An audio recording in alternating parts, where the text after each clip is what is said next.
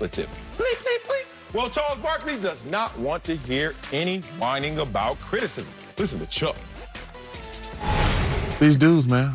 What? What do you mean? Every great player gets criticized. Yes. I don't hear that bull Crap. Every great player. I have gotten criticized because I didn't win a championship. Michael Jordan, before he won the championship, he can't win. Shaq, Kobe, everybody's gotten criticized. This is false narrative. I'm hearing these jackasses on television talking about somebody gets scrutinized more than other people. Give me a freaking break. Every great player who's played until they win a championship get criticized. Paul George is a terrific player, but that goes with being a terrific player. And these other guys talk about he gets treated unfairly. Give me a freaking break. Slick Rick is back with Acho. Whose side you on, Barkley or PG? Man, I agree with Chuck. I think of the quote, if you want to avoid criticism, say nothing, do nothing, be nothing. Sal, you often say criticism is the cost of praise. I will see that and raise you. Criticism is the cost of fame. You don't just have to be praised to be criticized, but as long as you are known, you will be criticized because those who know you have an opinion about you. And the more that know you, the more opinions there are to be cast about you. Thus, some will be hypercritical. Paul George is a superstar to some. He's an all-star, at least to all. And by being an all-star means that he's going to get that all type of constructive feedback. And sometimes it might not be constructive. It might just be feedback. Name a superstar, I can name the criticism. Luka Doncic, fatigued in the fourth quarter. Giannis, he can't shoot. Michael Jordan didn't win a chip without Scottie Pippen. LeBron James, anything he does. Name a superstar, and somebody can name the criticism. So, Paul George, you can't take the glory and take the praise, but not take the shame. Furthermore, the fact that we are criticizing you at all is a testament to the caliber of your abilities. Because remember, who really kicked all this conversation up was Boogie Cousins. We used to be hypercritical of Boogie Cousins. He had an attitude. He couldn't stay healthy. Boogie Cousins went to 6 consecutive All-Star games, if I'm not mistaken. We don't really talk about Boogie Cousins no more. We don't talk about Marcus Morris like that. We don't talk about Pat Bev like that. We talk about Paul George. We talk about Trae Young. We talk about Giannis. We talk about Chris Paul. We don't even talk about Devin Booker like that. Ooh. So the fact that we're talking about Paul George and criticizing Paul George is actually a testament to just how good Paul George is, and I think that's how he has to look at it. Yeah, Acho, I certainly agree with all of that, and I not only agree with Charles's take, I agree with his passion about it because he's felt that firsthand about what it feels like to be a star and to be felt or criticized for coming up short. But it goes beyond that with Paul George. Because if Paul George, and by the way, I just received an email the other day that said that LeBron James, according to the algorithms, is the most hated player in the NBA. I don't have access to those algorithms, so I'm going to take their word for it. I dare say that that would fit anecdotally what I know. But I would say for the same with LeBron James and Paul George, in large part, they've earned it. It's not just a matter of, performances haven't always been there, but they've put themselves out there. That first thing you said about say nothing. Well, Paul George hasn't held true to that. After Damian Lillard hit the shot over him to knock the Oklahoma City Thunder and Paul George out of the playoffs, he said, that was a bad shot. And then he came back a little bit later and said, oh, you know what? I take it back. That was actually a good shot. When he was on Kevin Hart's podcast, he said, after joining the Clippers, no, we're not waiting for anything, man. We're going for it now. And then after they got eliminated in the bubble, we get this tweet out there, which was a real head scratcher. Okay, so now that you didn't get it done, you actually were never attempting to get it done. That kind of inconsistency is what adds fuel to the fire when you're being criticized. You're not having the playoff performances that people expect from you because of your talent and because you gave yourself the nickname Playoff P and you actually had slides custom made that said Playoff P on them. You're wearing that on your sleeve.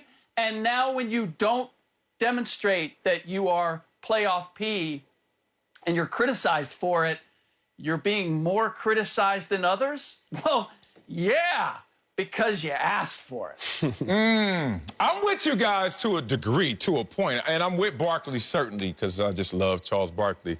God could say his ABCs and just make me crack up. I just love how he breaks it down. Here's the thing, though. I guess I'm one of them jackasses because he said people out there are trying to defend Paul George and defend guys who get criticized, and I'm going to defend him. Look.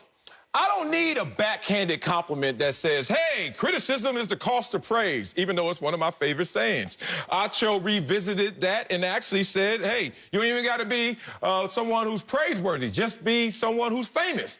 I just say if you exist in this world. Look, remember when you were 8, 10, 12 years old? People were clowning me then. That's criticism. We just called it a different thing. So I understand all of that.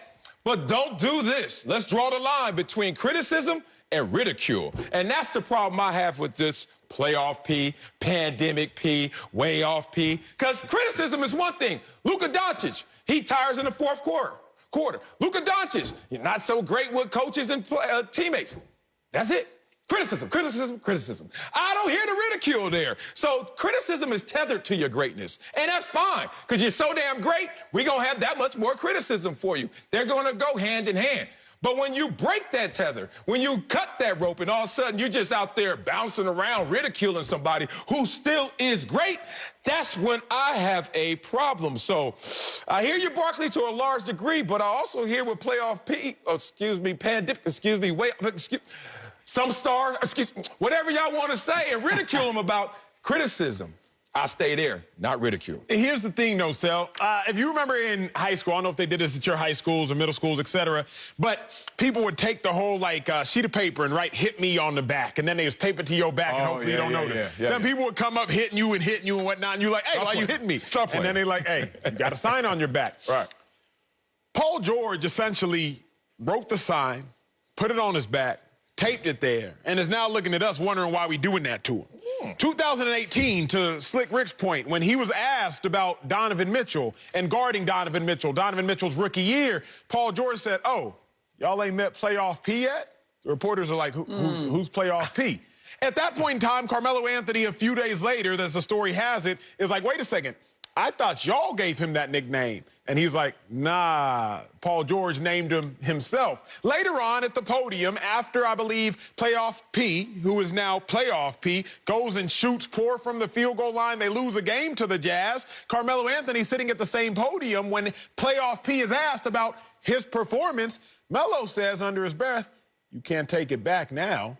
Because even his own teammate, Carmelo Anthony, was like, hey, big dog, you gave yourself this nickname. You set yourself up for this. You set yourself up for the mockery or the ridicule, if you will. Once you give yourself a nickname, you now give yourself the opportunity to get clowned for said nickname. I don't recall us ridiculing Paul George prior to the playoff P mantra. I don't recall Paul George getting ridiculed prior to 2018. It was after 2018, after playoff P, that he gets ridiculed, if you will. And we only ridicule him around playoff P.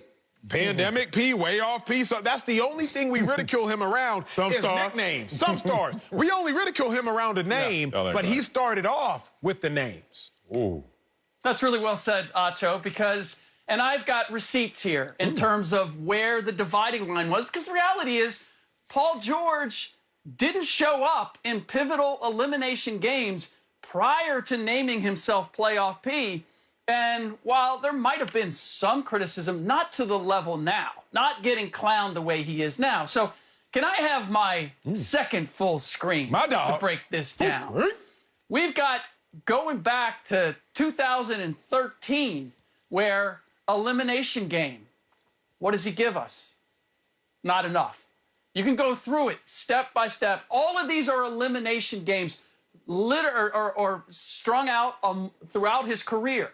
And in these elimination games, at times where, if you're going to call yourself playoff P, an elimination game is where you show up. It's not in game 2. It's not in game 5 of a 7 game. It is the elimination game, ultimately. And that's where Paul George has come up the shortest. consistently. Now, he has had his performances, his strong performances. We've had it this year.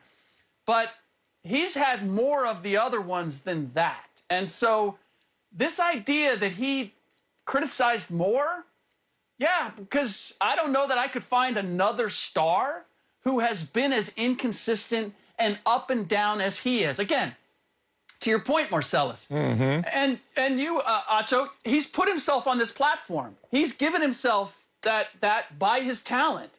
But he's also taken the spotlight and said, I want it on me. Well, if you're going to have it on you, then we're not just going to talk about the good times.